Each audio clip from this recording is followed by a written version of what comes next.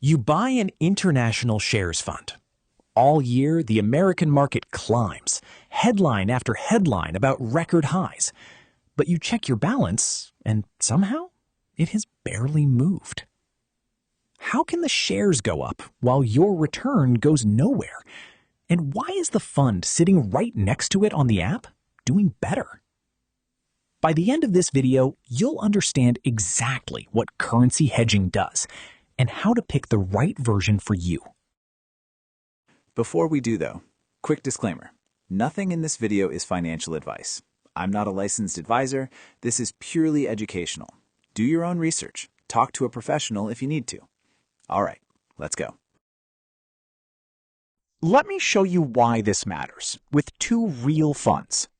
They track the exact same index, the same 1,500 companies around the world, same shares, held the same way. And yet, over 5 years, one of them beat the other by more than 18 percentage points. Not because of the companies. Every dollar of that gap came from one thing: the Australian dollar. So here's the idea in one sentence. A hedged fund cancels out the effect of the Australian dollar, so your return tracks only the shares.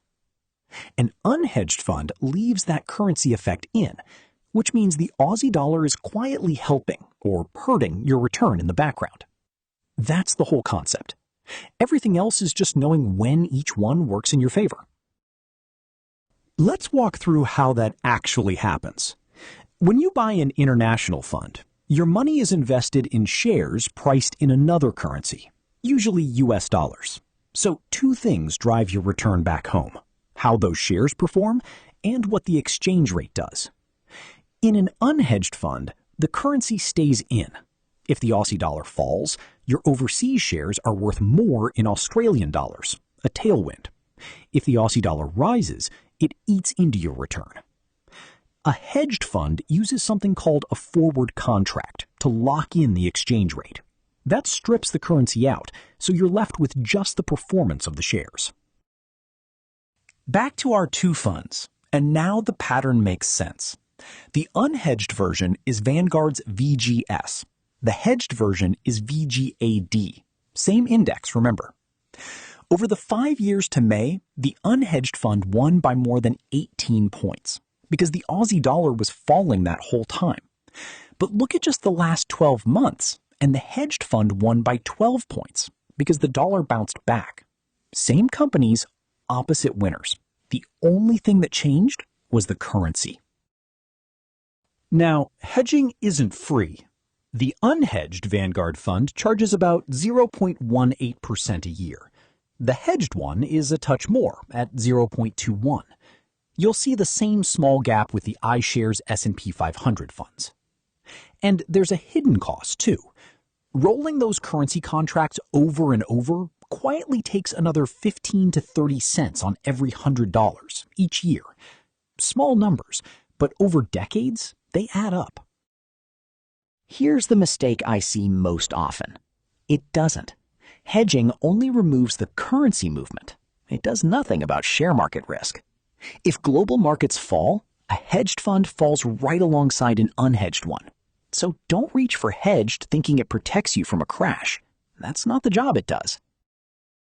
And there's a uniquely Australian twist here. The Aussie dollar tends to fall when world markets are stressed. So when your overseas shares are dropping, a weaker dollar often lifts their value back home, softening the blow. That's why, for many long-term Australian investors, leaving a fund unhedged has actually behaved like a shock absorber. The currency you were worried about quietly worked in your favor.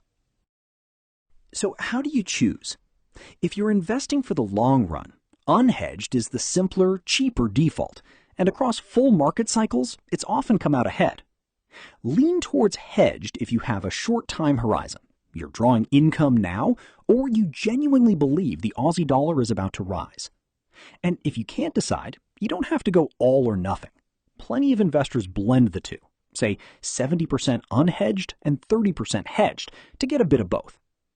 Subscribe to ASX Desk for clear, data-driven investing made for Australians, and I'll see you in the next one.